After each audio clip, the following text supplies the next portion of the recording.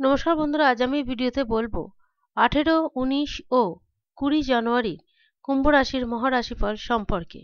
অর্থাৎ এই 3 দিন কুম্ভ রাশির লোকেদের কিরূপ যাবে, এই 3 দিনে কুম্ভ রাশির লোকেরা কোন কোন দিক থেকে লাভবান হবেন, কোন কোন দিক থেকে সাবধান হবেন।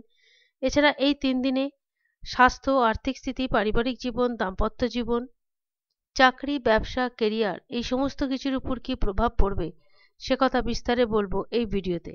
তাই আপনাদের রাশি যদি কুম্ভ হয় তাহলে অবশ্যই ভিডিওটি শেষ পর্যন্ত দেখুন। তবে ভিডিওটি শুরু করার আগে বলবো চাণক্য নীতি। আচার্য চাণক্য সর্বদাই বলতেন, নজর সবসময় সেই জিনিসের উপর রাখা উচিত যেটাকে তুমি অর্জন করতে পারো, নজর সেই দিকে রেখো না যেটাকে তুমি হারিয়ে ফেলেছ। যারা কাউকে মূল্য দেয় না বা যার মূল্য বোঝে না তার সামনে কখনোই প্রেম নিবেদন করবে না। চলুন বন্ধুরা, এবার ভিডিওটি শুরু করি। এই 3 দিনে কুম্ভ রাশির লোকেরা বাহারি গতিবিধির থেকে নিজেদের ব্যক্তিগত জীবন ও পারিবারিক জীবনের উপর বিশেষ নজর দেবেন। ব্যক্তিগত যে সমস্ত কাজগুলো আছে সেগুলোকে ঝটপট শেষ করার চেষ্টা করুন। তবে মূলত এই 3 দিন কুম্ভ রাশির লোকেদের সন্তানের কেরিয়ার নিয়ে, সন্তানের লেখাপড়া নিয়ে, সন্তানের সমস্ত কিছু নিয়ে একটা বিশেষ চিন্তা থাকবে। তবে সেই সমস্যা থেকে সমাধানও অবশ্যই খুঁজে পাবেন। যে সমস্ত লোক নেগেটিভ চিন্তা ভাবনা করে বা নেগেটিভ মূলক কাজকর্ম করে তাদের থেকে যতটা সম্ভব দূরত্ব বজায় রেখে চলার চেষ্টা করবেন। এই সময় যদি কোনো ব্যাপারে কোনো সিদ্ধান্ত নেন তাহলে অনেক ভাবনা চিন্তা করার পর সেই সিদ্ধান্ত নেবার চেষ্টা করবেন। তবে অনেকে এই সময় নিজেদের ব্যবসা বা কার্যক্ষেত্রে যে কোনো ধরনের পরিবর্তন নিয়ে আসার চেষ্টা করবে, তবে সেই পরিবর্তনের অবশ্যই একটা সফলতা পেয়ে থাকবে। তবে দাম্পত্য জীবন, তার উপর ছোটখাটো সমস্যা দেখা দিতে পারে, তবে সেটা মানসিক উদ্বেগের কারণেই হয়ে থাকবে। তবে এই রাশি যারা যুবক যুবতী রয়েছেন তারা লেখাপড়ার দিক থেকে সরে গিয়ে বেশিরভাগ সময়টাই বন্ধু বান্ধবের সঙ্গে কাটিয়ে থাকবেন, যার জন্য লেখাপড়ায় বিশেষ ক্ষতি হয়ে থাকবে। তবে এই সময় কুম্ভ রাশির লোকেরা আধ্যাত্মিকমূলক কাজকর্মের দিকেও বেশ ঝুঁকতে থাকবেন। তবে একাদশভাবে মঙ্গলের উপস্থিতি কুম্ভ রাশির লোকেদেরকে কিন্তু ভীষণ ভালো ফল দিয়ে থাকবে। লাভের দিক মজবুত হবে, আর্থিক স্থিতিকেও মজবুত করে তুলবে। যে সমস্ত কাজকর্মের জন্য যেরূপ প্রয়াস ও প্রচেষ্টা করেছেন এবং যতটা পরিশ্রম করেছেন, এইবার সেই দিক থেকে উপযুক্ত ফলও পেয়ে থাকবেন। এমন কিছু কাজ, যে কাজগুলো দীর্ঘদিন ধরে শেষ করবেন বলে ঠিক করেছেন, অথচ নানান রকম কারণে সেই কাজগুলো বাধা পেয়ে পেয়ে থমকে গেছে, সেই ধরনের কিছু কাজ যদি এই সময় শুরু করেন, সেই কাজ থেকেও কিন্তু যথেষ্ট ভালো ফল আপনারা পেয়ে থাকবেন।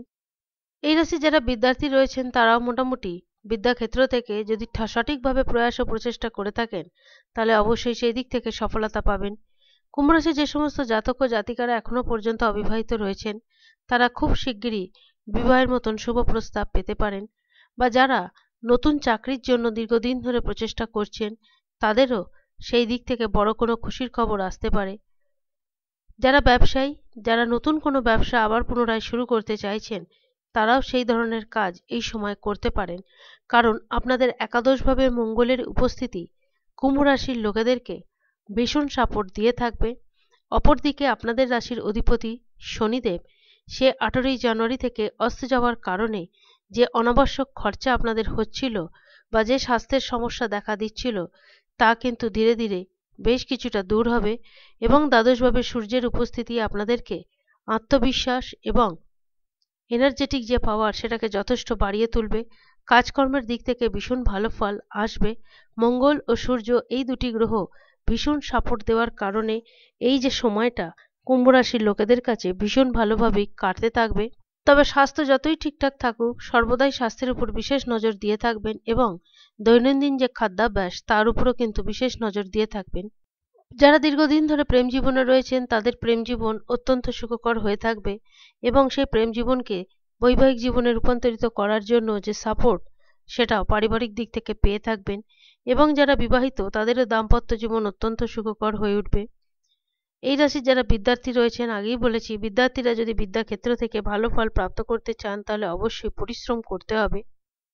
এই সময় যদি কোথাও কোনো অর্থ আটকে বা ফেঁসে থাকে তাহলে সেই অর্থ ফেরত পাবেন। তবে এই সময় আপনারা চোখ কান বন্ধ করে কারোর উপর ভরসা করবেন না, সর্বদাই নিজের কাজ নিজে করার চেষ্টা করবেন।